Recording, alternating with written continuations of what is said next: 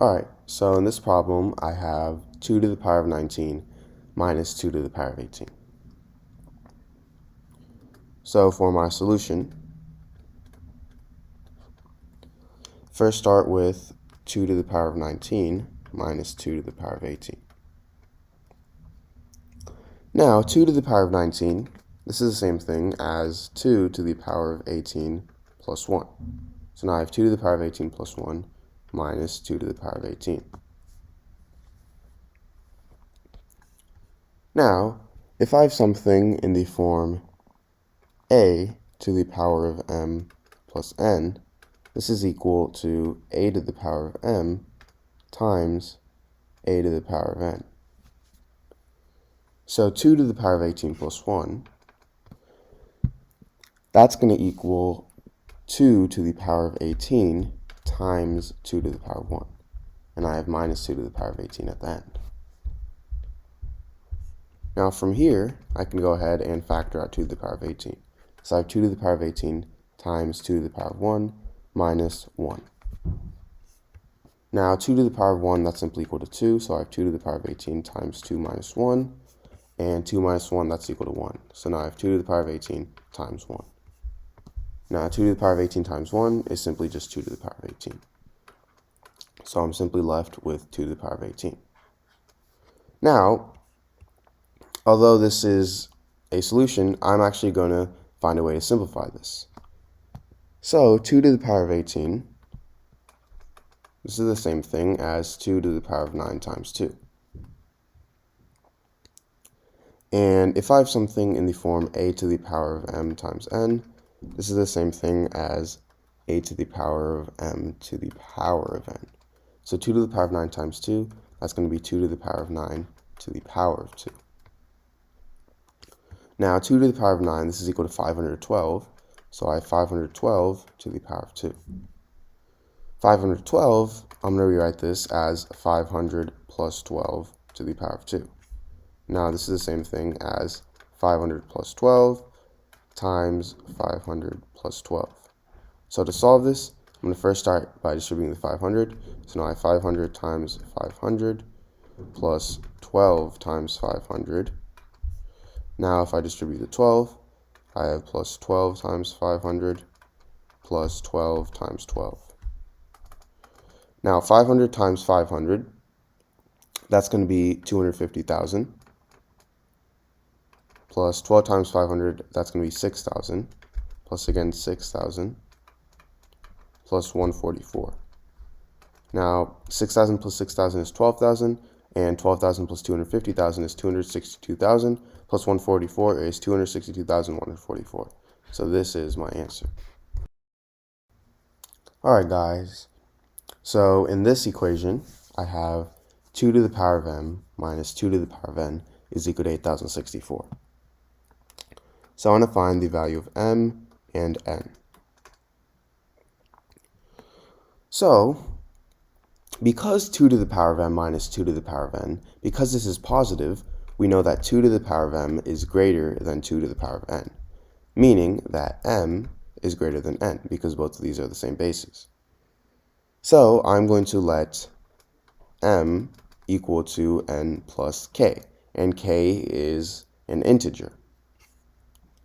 So if m equals n plus k, then I have 2 to the power of n plus k minus 2 to the power of n is equal to 8,064. Now if I have something in the form a to the power of m plus n, this is equal to a to the power of m times a to the power of n. So 2 to the power of n plus k, that's going to equal 2 to the power of n times 2 to the power of k minus 2 to the power of n is equal to 8,064.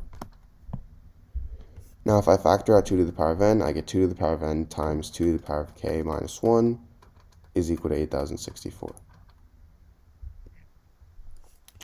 And 8,064, this is simply equal to 128 times 63.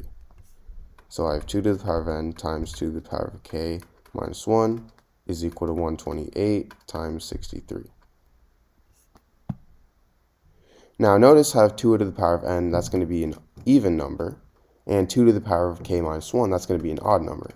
because 2 to the power of k is going to be even, and an even number minus 1 is going to be odd. And 128, this is even, and 63, this is odd.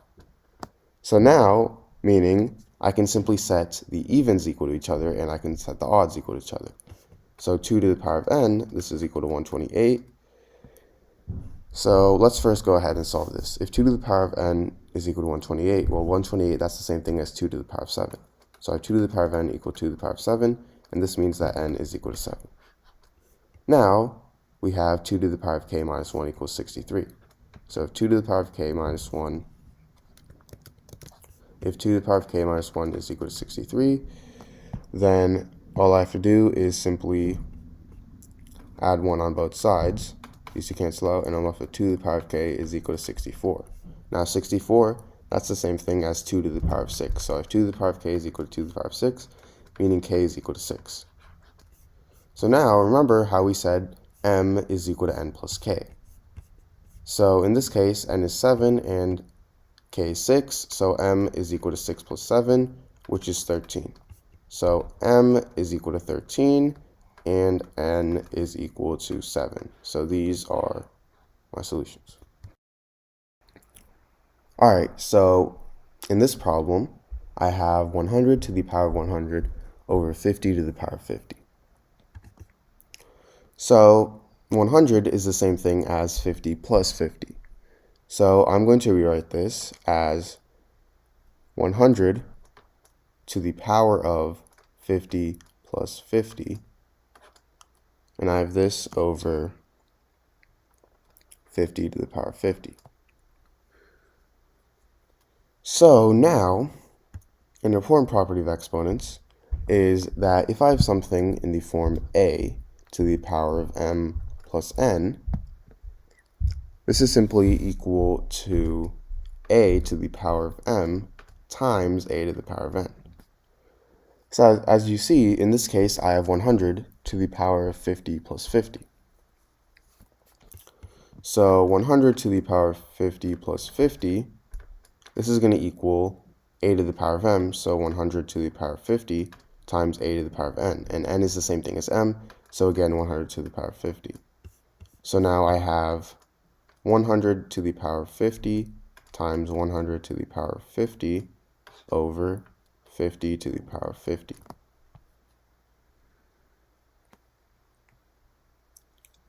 Now, if I have something in the form a to the power of m over a to the power of, over b to the power of m, this is equal to a over b to the power of m. So in this case, I can rewrite this as 100 to the power of 50 times 100 over 100 to the power of 50 over 50 to the power of 50. And now I'm going to rewrite 100 to the power of 50 over 50 to the power of 50 as 100 over 50 to the power of 50. So now 100 divided by 50 is simply 2. So now I have 100 to the power of 50 times 2 to the power of 50.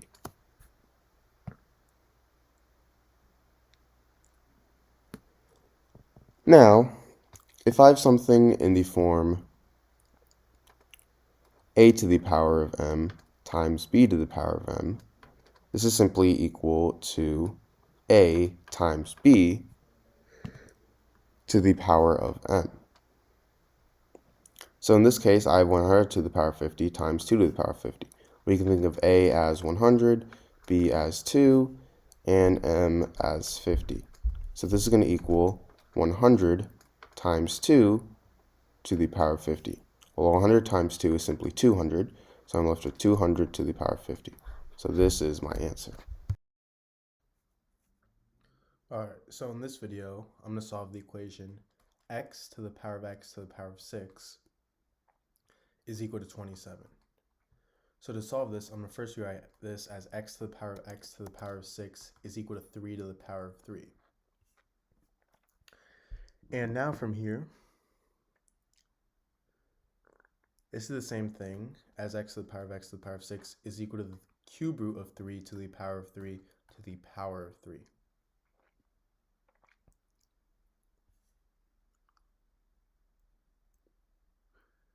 which is equal to the cube root of 3 to the power of 3 squared, because 3 times 3 is 9, and 9 is the same thing as 3 squared.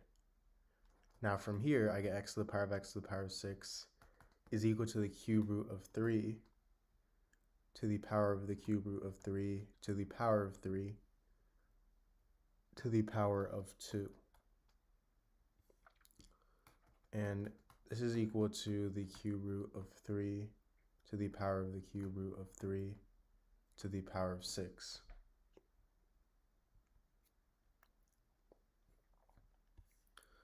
Meaning x is equal to the cube root of 3 because it's in the form x to the power of x to the power of 6. So x in this case is the cube root of 3.